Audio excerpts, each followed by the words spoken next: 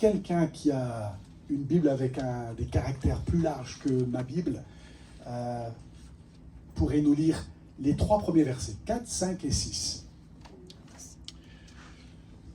Comme il fallait qu'il passât par la Samarie, il arriva dans une ville de Samarie, nommée Sichar, près du champ que Jacob avait donné à Joseph son fils.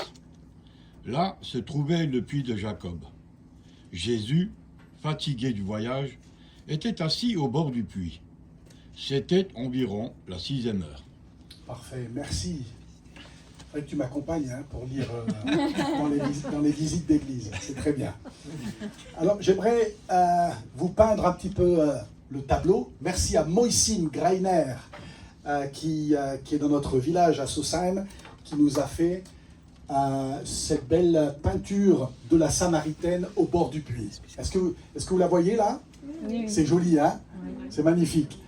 Alors, Jésus a fait un long voyage, il fait chaud, c'est midi, et il trouve dans la ville de Sichar un puits.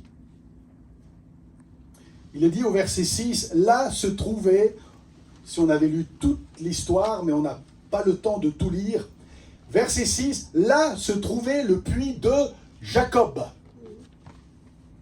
Là se trouvait le puits de Jacob. Alors, c'est pas n'importe quel puits.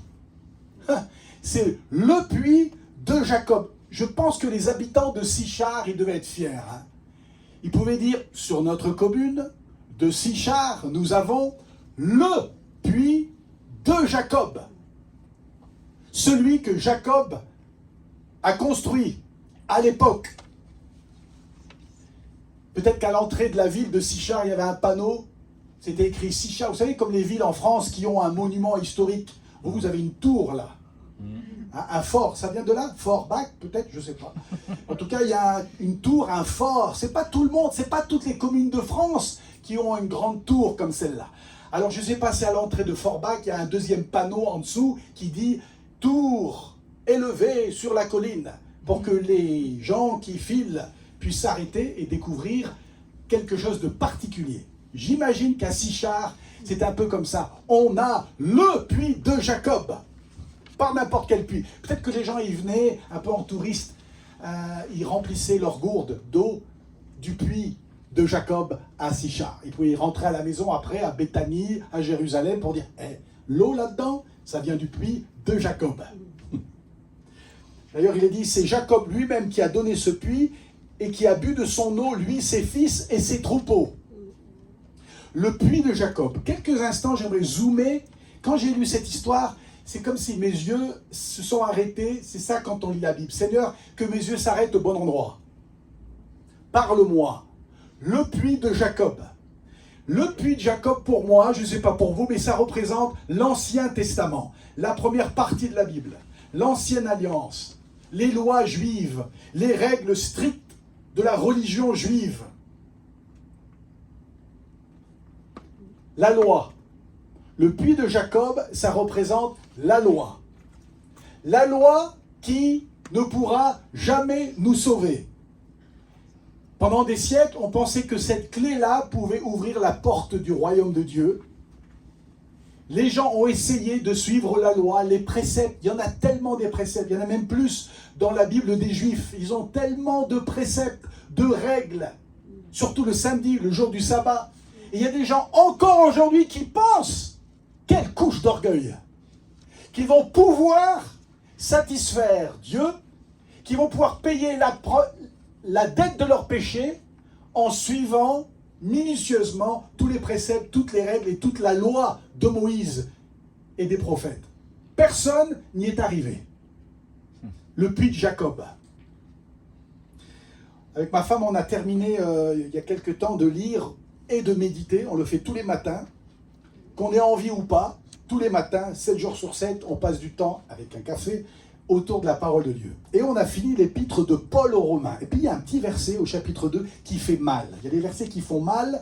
C'est comme, vous savez, quand vous allez pour un massage et puis on vous touche juste le nerf. On aimerait qu'on ne nous fasse pas de mal, mais ça fait mal pour un bien. Il y a un petit verset qui nous rappelle que la loi ne pourra jamais nous aider à connaître Dieu. Toi qui places ta fierté dans la loi, tu déshonores Dieu en la transgressant. Il y en a combien qui viennent au puits de Jacob encore aujourd'hui, en pensant qu'en puisant dans la loi, ils vont pouvoir être satisfaits, heureux, libres, pardonnés, justifiés. Ça ne marche pas. Tu peux passer toute ta vie au puits de Jacob et à la fin te rendre compte que cette eau-là ne pourra jamais te justifier. On peut passer toute sa vie à essayer de suivre chaque commandement de l'Ancien Testament et se réveiller avec une douche froide à la fin de sa vie en disant « Oh, j'ai raté toute ma vie à essayer, à essayer ». Quand on essaye, on est déjà dans la mauvaise direction. Toutes les religions, même la religion juive, est basée sur « je vais essayer d'atteindre par mes propres forces et ma bonne conduite, je vais essayer d'atteindre le paradis ». Dieu nous dit « ça ne marche pas ». Et puis il est dit « une femme de Samarie va au puits pour puiser de l'eau ». Alors on le verra plus tard, si vous lisez tout le texte, cette femme de Samarie, elle n'a pas très bonne réputation. Il n'y a même pas son prénom, la femme de Samarie. Peu importe ce que les gens pensent de nous, ce qui compte, c'est ce que Dieu pense de nous. Peu importe ce que les autres disent de toi, ce qui compte, c'est que ce que Dieu dit, c'est le plus important. Cette femme n'a pas très bonne réputation. Peut-être, j'ai réfléchi un peu, je me suis dit, peut-être qu'elle a raison de venir en plein soleil chercher de l'eau dans le puits de Jacob, à midi. C'est possible qu'au début, elle venait, peut-être à la fin de la journée, ou quand il ne fait pas trop chaud, où il y a un peu d'ombre, un petit vent, le soir, avec les autres femmes de Sichar pour puiser de l'eau et peut-être de se raconter sa journée. Comme autrefois en France, au lavoir, il y a encore des lavoirs dans les villages de France. Les femmes venaient avec leurs brosses et leurs savons de Marseille, et puis en brossant, elles disaient « Alors, ton mari, il a trouvé un boulot là, à Michelin ? Ah, il a été viré. Et ton oncle, comment il va au niveau de la santé ?» Et il brossait au lavoir, pendant que les hommes étaient à la brasserie. Et ils buvaient un verre, et avec un verre, et ben on se détend, et puis on se raconte, et on change le monde. Là, peut-être qu'au puits de Jacob, c'est ce qui se passait. Les femmes se retrouvaient, et puis elles puisaient de l'eau, et puis elles discutaient. Quand elle venait, cette femme, elle venait à midi quand il n'y avait personne. Peut-être que dans le passé, elle avait peut-être écouté les conversations des femmes qui parlaient derrière son dos.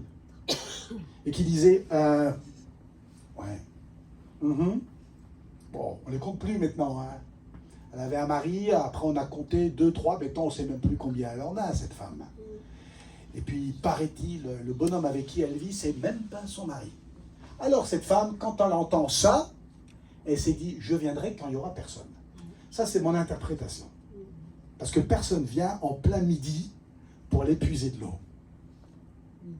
Et ce jour-là, je m'imagine cette femme avec sa cruche qui s'approche du puits, comme tous les jours à midi, et là, elle aperçoit une silhouette. Et plus elle s'approche, elle dit, mince, c'est un bonhomme. Oh, il y a un homme tout seul au bord de mon puits. Un homme.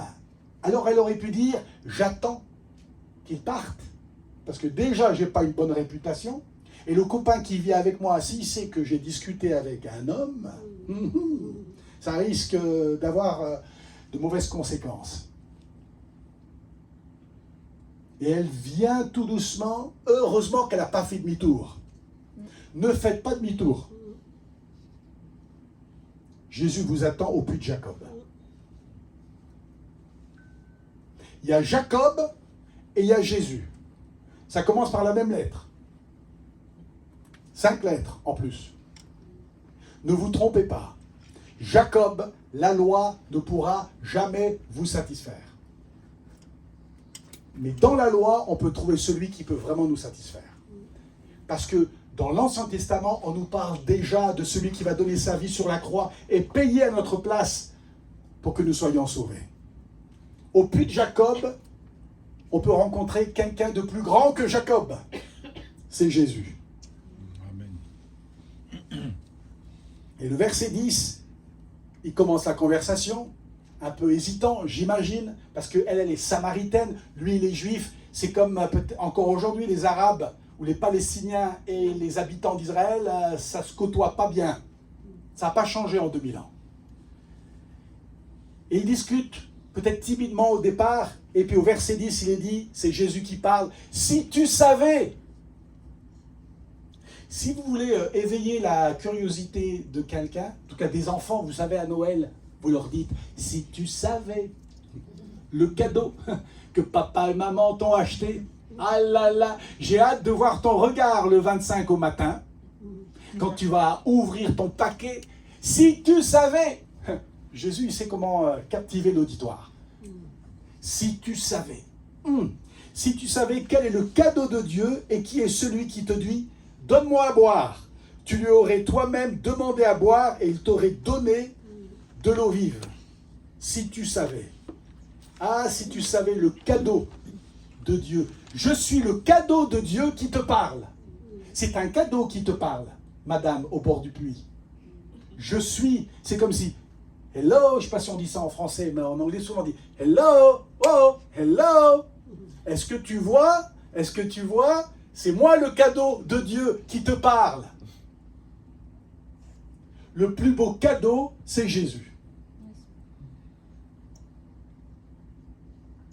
Je suis tombé sur une pub que j'ai toujours gardée dans un magazine. C'est une publicité pour un scooter. Et la pub c'est « Et si vous pouviez profiter de la plus belle offre du monde ?» Et j'ai réfléchi, j'ai dit « Un scooter ?» La marque Bali, pour ceux qui veulent des détails. Scooter Bali, la plus belle offre du monde. Et quand ça tombe en panne, c'est plus la plus belle offre du monde. La plus belle offre du monde, elle se trouve au bord du puits de Jacob. Le cadeau de Dieu, c'est Jésus. Ça, c'est la plus belle offre du monde. Jésus. Amen. Ah, si tu connaissais le cadeau de Dieu, si tu connaissais qui je suis. Si on fait un sondage à Forbach ou dans votre village, les voisins, et on demande, pour vous, c'est qui Jésus? Les gens vont peut-être dire, ah ben c'est le fondateur du christianisme, comme on l'a appris en 6e, dans les cours d'histoire. Le fondateur du christianisme. Ah ben ça va nous aider, ça. Ah, c'était un grand personnage de l'histoire, paraît-il, il faisait des miracles, on ne sait pas. J'étais pas là pour vérifier. On a un peu ça comme réponse. Alors, fils de Dieu, je suis pas sûr, hein. Il y en a peu qui vont vous dire, c'est le cadeau de Dieu. C'est la plus belle offre du monde. Ah, si tu savais qui est Jésus. Si tu savais qu'il est proche de toi et qu'il veut changer ta vie. Et l'eau que Jésus va te donner va te désaltérer.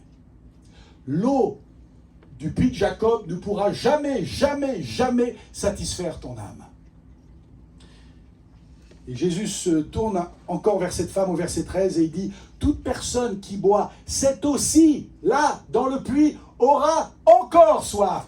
Encore soif. Tu te demandes pourquoi tu as encore soif, pourquoi tu n'as toujours pas la paix, pourquoi tu tournes en rond. Tu as toujours soif parce que tu viens puiser au mauvais puits. Et quand on a puisé, alors on est désaltéré pendant quelques minutes, comme ceux qui prennent une seringue. Ça fait du bien. Et qu'est-ce qui se passe quand on a puisé à la drogue?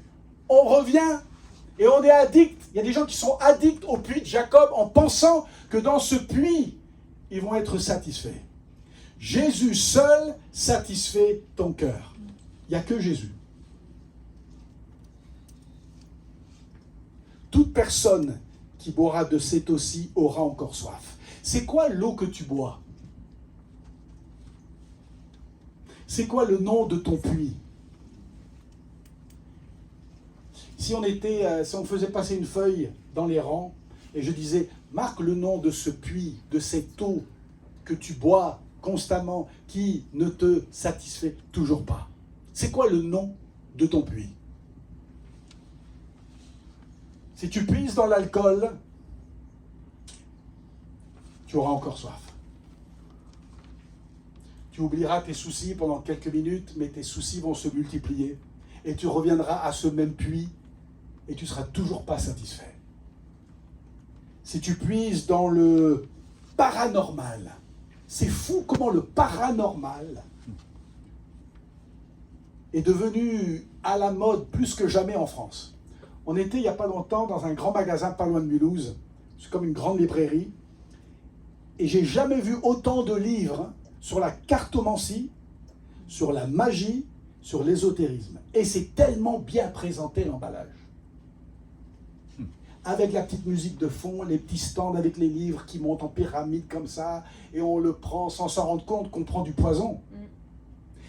Et j'étais étonné de voir le nombre de gens autour de ces puits. C'est comme s'il y avait des petits puits qui ne pourront jamais satisfaire, mais une soif du paranormal, du mysticisme, de l'ésotérisme, de l'astrologie, de mon thème astral, tout ça, ça passe bien. Et puis, il y avait une étagère tout au fond du magasin avec des livres, religion, et puis il y avait une Bible. Alors elle était vraiment loin, la Bible. J'avais envie de me mettre au milieu de ce magasin et de crier très fort. Ne vous trompez pas de puits. Ces puits-là ne pourront jamais vous satisfaire. Et leur dire, il y a un livre là-bas qui nous parle de Jésus, l'eau vive, qui va vous donner l'espérance et la vie éternelle. J'avais envie de le faire, mais ma femme, elle m'aurait retenu. Si tu puises dans les relations amoureuses, parce que c'est ça que les films essayent de nous faire croire. Quand je vais le rencontrer, quand je vais la rencontrer, j'aurai finalement la paix et le vrai bonheur. Les relations amoureuses, tu auras encore soif. Toujours soif. Même ce puits-là, qui est très joli de l'extérieur, même ce puits-là, cette eau-là ne pourra jamais satisfaire ton cœur. D'ailleurs, cette femme, elle venait souvent au puits des relations amoureuses. Et elle a toujours soif. Je me suis imaginé un petit peu la première fois qu'elle a rencontré le jeune homme de sa vie. Elle était célibataire, cette femme de Sichar. Et puis un jour, elle rencontre l'homme. Et elle s'est dit, alors avec celui-là, ça va être formidable. Et puis ils se sont mariés, une grande fête dans la culture de Samarie. Ils ont dû danser, ils ont dû chanter toute la nuit. Ça y est, elle a trouvé son mari. Puis quelques temps plus tard, la Bible n'en parle pas, et puis ça n'a pas tenu. Alors ils ont divorcé. Elle s'est dit, non, en fait, je n'avais pas trouvé le bon. Alors je vais trouver ailleurs. Et puis elle a trouvé quelqu'un qui est encore plus beau que le premier. En pensant que, en puisant dans ce puits-là, elle serait heureuse. Et ça n'a pas tenu. Moi, je lui aurais dit, écoute, il faut peut-être arrêter maintenant. Eh non.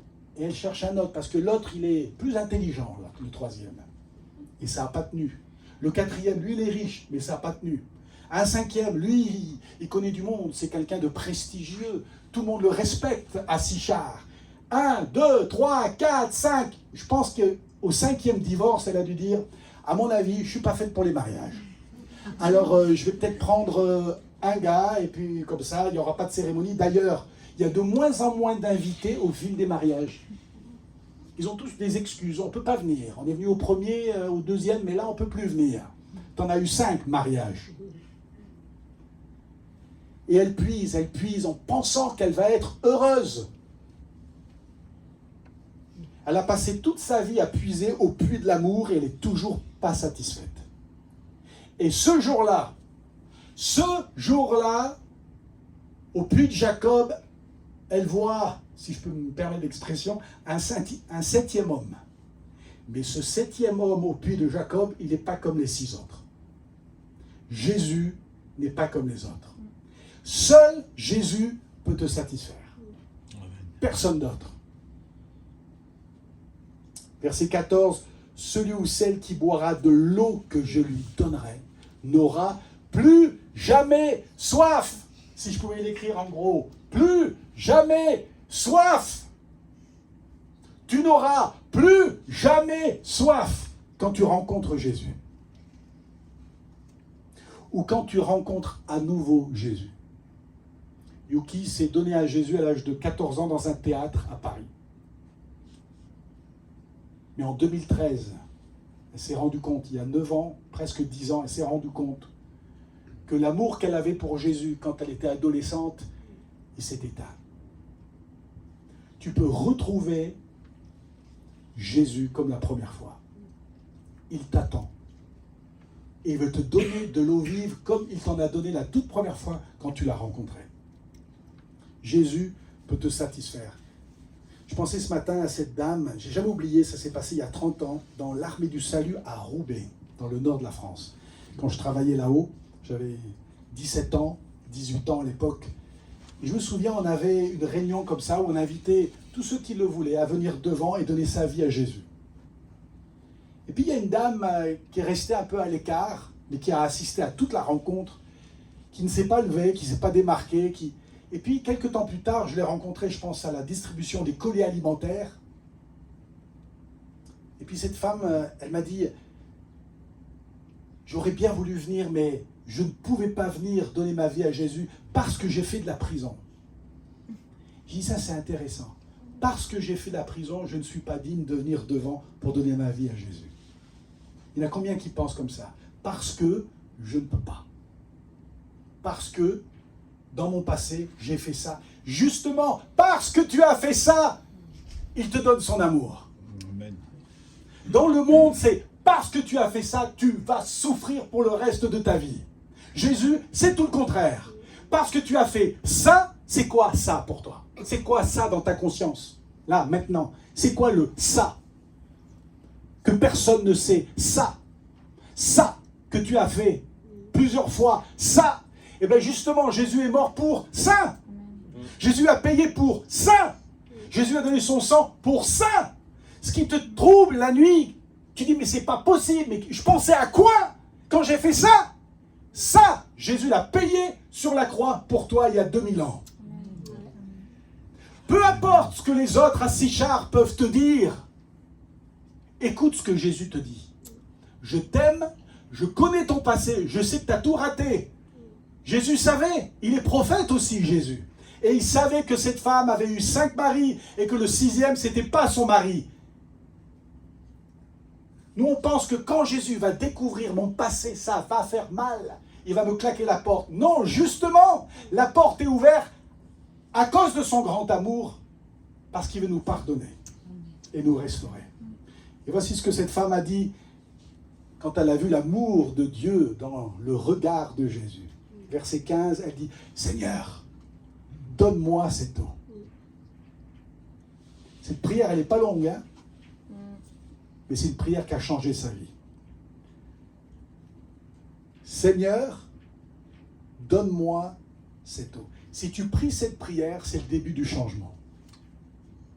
Seigneur, donne-moi cette eau que je n'ai pas. Parce que l'eau que je bois ne me donne jamais le vrai bonheur.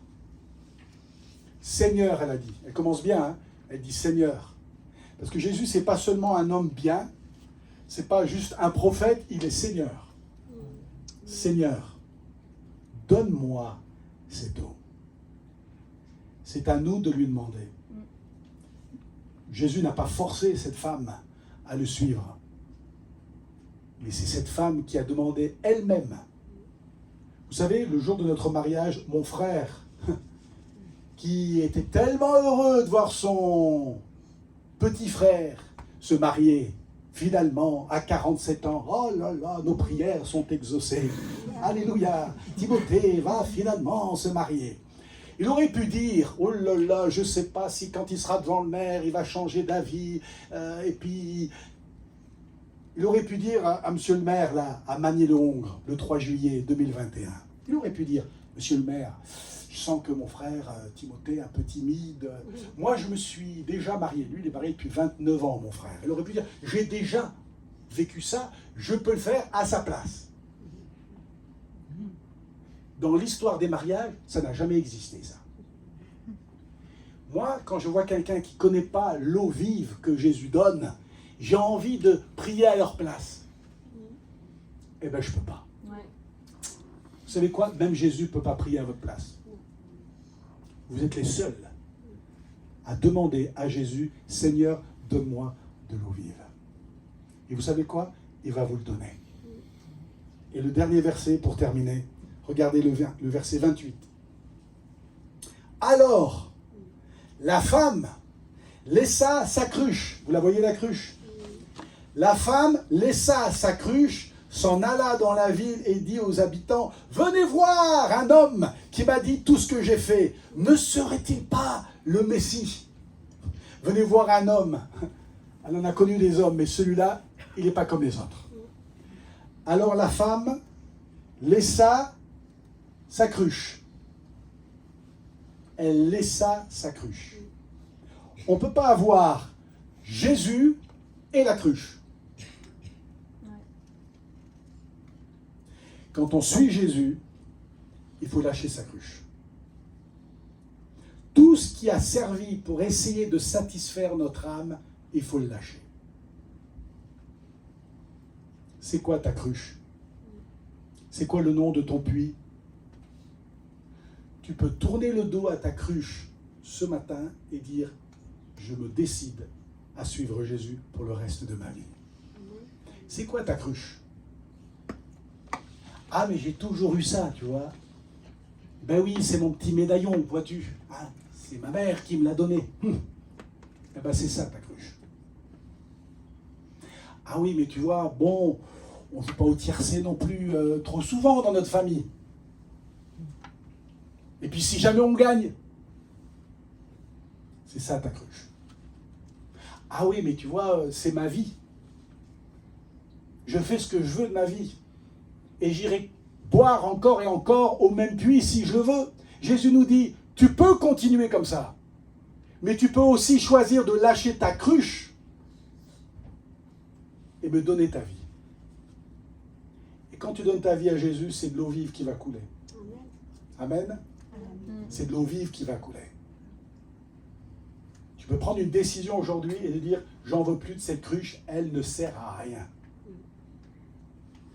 Même pour ceux qui connaissent Jésus depuis longtemps, je n'ai pas le temps de tout vous raconter, mais moi j'avais une cruche.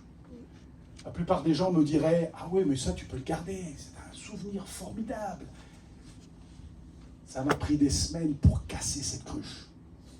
Même dans le lit, là, il y a quelques mois, dans le lit, c'est non, je ne peux pas. Je n'ai pas le temps de tout vous raconter, mais parfois il y a des cruches qui sont très jolies, qui sont bien, qui nous rappellent une période de notre vie. Et Dieu dit, ouais, et ça t'empêche de courir. Parce qu'on court mieux sans cruche, je peux vous le dire. Et on est là, on tient notre cruche, et on se dit, mais pourquoi j'arrive pas à avancer avec Dieu? Pourquoi c'est dur? Pourquoi c'est lourd? Pourtant, je vais à l'église toutes les semaines, je loue Dieu, je ne sais pas pourquoi je repars chez moi après le culte, alors j'ai rencontré des gens formidables, et je ne sais pas pourquoi c'est toujours lourd. Parce que tu veux courir avec une cruche. C'est quoi ta cruche? C'est quoi qui est plus important que Jésus? Lâche ta cruche. J'aimerais dire, casse ta cruche.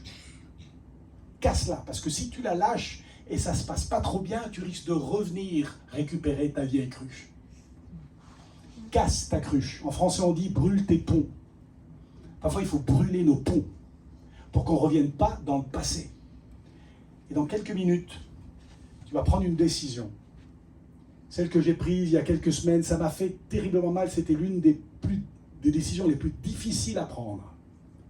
Mais je savais au fond de mon cœur que l'Esprit me disait, si tu lâches ça, tu vas rentrer dans une nouvelle dimension avec moi. Amen. Alors on va prier ensemble.